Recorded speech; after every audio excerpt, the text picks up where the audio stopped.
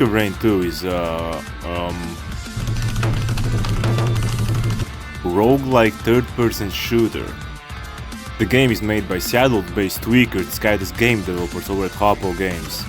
The aim of the game is to get enough bricks and honey buns to kill the fentanyl ingesting homeless man on top of the Space Needle. I will be retailing me and my mentally challenged friends' journey through the treacherous planet, Patricia 5, and have the enemies and the world oil us up and beat us down. The gameplay is simple. Your two-wrinkled brain only has to remember to press 6 buttons, not including WASD. The complication starts when you have several overpowered elite enemies next to you that can crush your head like a watermelon. But there is a solution to our head-crushing conundrum. The weak flesh can be replaced by items that give you various combat buffs. Like all games coming from mentally deranged people, the main gameplay feature of the game is gambling. You know, gacha. Just like that game. What do you gamble for? Well, obviously the main way to get stronger in the game. Items. Of course, randomizing every upgrade you get is a bit unhinged. This can lead to runs where you get 30 healing items and do as much damage as a valid argument against a Twitter user. Or get movement and attack items, in which case you run around and evaporate anything that dares to be in the same time zone as you. That being said, there are two types of items in Risk or Rain. The useful items and the landfill you dump directly into the scrapper. Each item gives you a buff or effect that massively boosts your survivability and damage. There are 148 items in the game and 38 equipables. You could be forgiven to think that if you get a duplicate item it's useless and gets thrown into the scrapper, but no, the aforementioned tweakers at Hoppo Games had a better idea. The item buffs stack. If you get an item it's a massive buff, but getting a duplicate is a massive buff to the massive buff. This leads to some simply fuck-ass builds where you get to make your enemies bleed 500 times at once by getting a few soldier syringes and tri-tip daggers, or turn the entire map into Chinese electrical car by getting a couple of tanks of gasoline and a few willow wisps. There are 7 types of items in the game, and the rarities look like this. I ain't writing all that. All you need to know is that the red ones are insane, the white ones are common, and the purple void items are game breaking.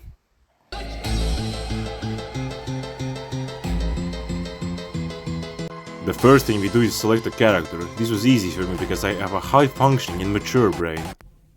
What the dog doing? What the dog doing? After spawning in, we run around and kill enemies, which drops us money. We use money to open chests, heal, and gamble our money until we are on the streets. A small price to pay for some goodies.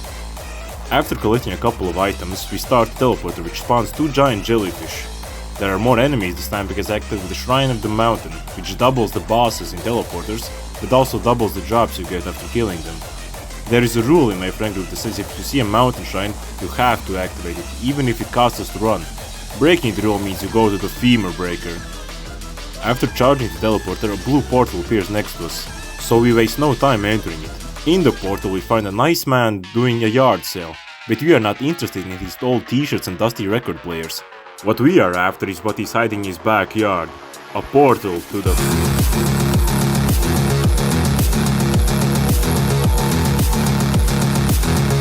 Spawning in, we realized we are allergic to the air. The only place that is safe are the little domes that when activated start a gang war. The quirk of the void is that enemies here are random, and worryingly they also get items. After gaining more turf for Grove Street, we have 8 more battles ahead of us and 4 more items for the enemies. While doing one of the battles, I remembered the mod we had installed. This mod will later humiliate me to the point I shave my head clean and start a cooking channel. When going to the final area, my Cro-Magnon or a friend decides to go bungee jumping. Without a cord. Oh no! Oh, no! Damn. That's rough, buddy. Now my ass as a melee class had to fight 50 range enemies gunning me down at a distance. I had hoped to outmaneuver them, but that plan quickly fell apart. To add insult to injury, the time to charge the field was doubled because my teammate wasn't in the field. After bravely legging it away from there, I had hoped to heal with my bustling fungus, which heals me for standing still. Unfortunately for me though, they quickly caught up to me, executed me for my cowardice, and proceeded to default dance on my dog water of a corpse. Sekunde! Und idee of what, I think? No.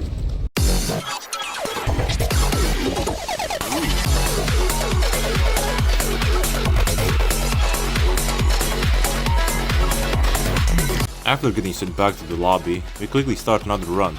Spawn in, I quickly get deja vu from the first one. But I knew this run would be different, because I had a cunning and genius plan. My ass is not going back to the void. You can't make me. The first area of the run went about the same. Kill enemies, get money, get items, get no bitches, and start teleporting and kill the jellyfish. The one thing that's different is that the Chrome Magnet kicked the bucket before the teleporter finished charging. Where you might see the death of a loved one, I see more loot for me. Surprisingly, we actually got to the second area this time. The area happened to be a desert, which was almost as dry as the jokes I've been spewing. Two things of note happened here. One, I got 2 red items in a row. One happened to be an unstable Tesla coil, which was very helpful. The second was that while charging the teleporter, an elite enemy smacked me 6 feet under with one punch. Luckily my friend pulled through and we got to the next area. Now, this run was going very well. We did 2 more areas without many issues. The problem started in the final area of the first loop. A little explanation first. In Risk of Rain 2, the enemy difficulty scales with the time you've been playing. As the clock increases, the enemies spawn more often and are higher level. Elite enemies spawn more frequently, and mob drops more money. That's why the most optimal way to play is to try and complete areas as quickly as possible. At this stage of the game, the best way to do it quickly is to start the teleporter immediately upon finding it. Charge it, and use the money from the teleporter event to open chests quickly and move to the next area. You couldn't do that in the beginning of the run because enemies are fewer and didn't drop enough money. And that's why edging the fanboys isn't actually gay. One thing to note is that Mr. The Pyro 22 managed to die another time before reaching here. Because of that, he became a bit underpowered and therefore desperate. When we completed the teleporter, he wanted to suck the map dry of any items that could be here. Sure, why not? The problem is that because of his greed, we wasted 20 minutes on this one area. That's about half the current run. And the little cherry on top? He did just as much damage as he did before. On the very next area, the enemy's level caught up to us, and then passed us. Because of that, I paid the price for my teammates' greed when enemies shot me, and I went from full HP to minus 67.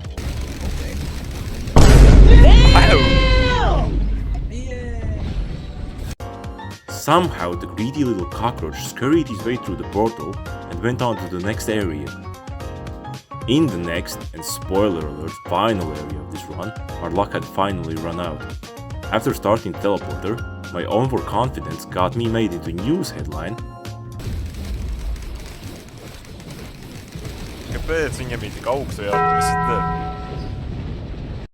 And my friend got a frag grenade rolled at him.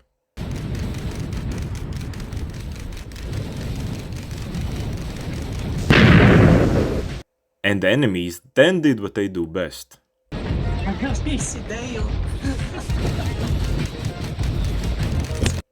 Oh, for fuck!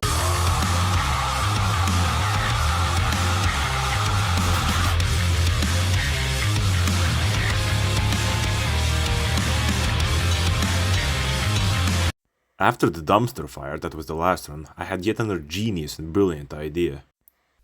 Fuck the dog. This act of animal cruelty was the best idea my single-celled organism, I call my brain, has made yet. The character I chose was in fact a militarized Roomba, which had the latest in vehicular ramming technology built into it. The best thing about it was that I actually had range attack this time. I don't have to be within ass-smelling distance to the enemies to do damage. I have 3 main forms of damage: a submachine gun and a rocket launcher, which I can switch between with the press of a button, a grenade, which when thrown becomes a cluster bomb, and lastly, vehicular manslaughter.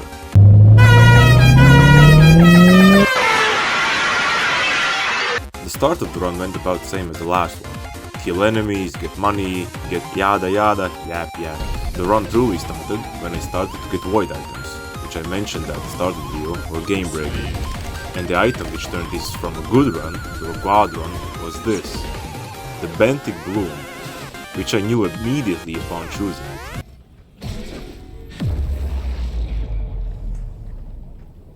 I had no idea what it did. It upgrades items at the start of each stage? What does that even mean? What it turns out to do is pick random items from your inventory at the start of the next stage, and changes their rarity up 1 tier. So white items become green and green items become red. I found this out in the next area when suddenly my bullets exploded upon impact. I knew that the only item that does that is the Brilliant Behemoth, and that's when I spotted what was happening at the bottom of my screen. Now every time we enter a new area, I watch with childlike joy as get more and more red items.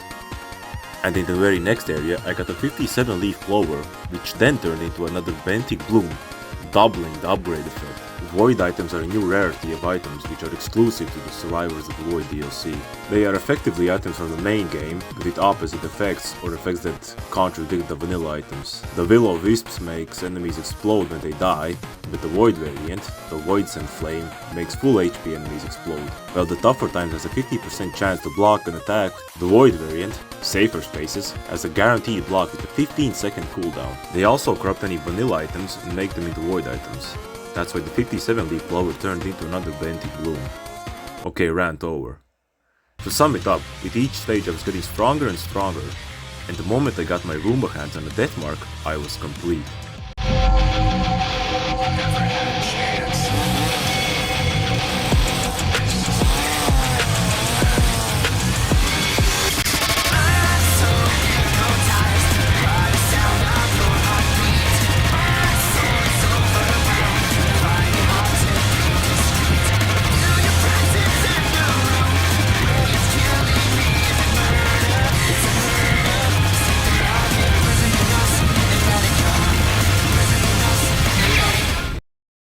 The death mark is a wonderful item. If an enemy has 4 or more unique debuffs, it is marked for death for 7 seconds. The mark makes the enemies take 50% more damage from all damage sources. And to top it off, I got an Ocular HUD, which increases my crit rate to 100% for a small time. Activating my equipable effectively made me into a premium food processor, and in doing so, made my game lag like hell from the amount of damage I'm doing. My catchphrase for this round was, if it's lagging, you're doing damage. The only problem I had was that more and more of my movement items were being turned into damage items, so I had lower accurate room of movement.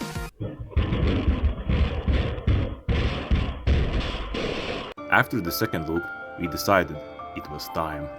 We went through the portal and arrived in Seattle, and there it was, the Space Needle.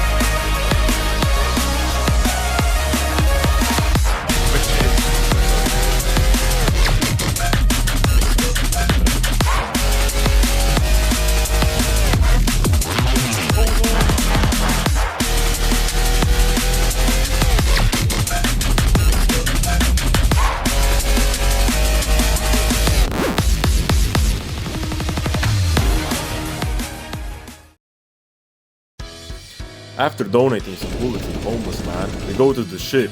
No, scratch that. We run past the ship. Because my friend had a plan. He wanted to pet a frog. So we went to pet the frog. What my friend didn't mention that after petting frog we still had to charge the ship. So after skedaddling our asses back to the ship, we realized there's no time to charge the ship. But if you like, comment, and subscribe right now, you might just be able to...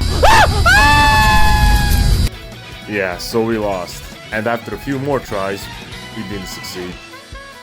So yeah, we lost because he wanted to pet a frog. I have no idea how to end this video.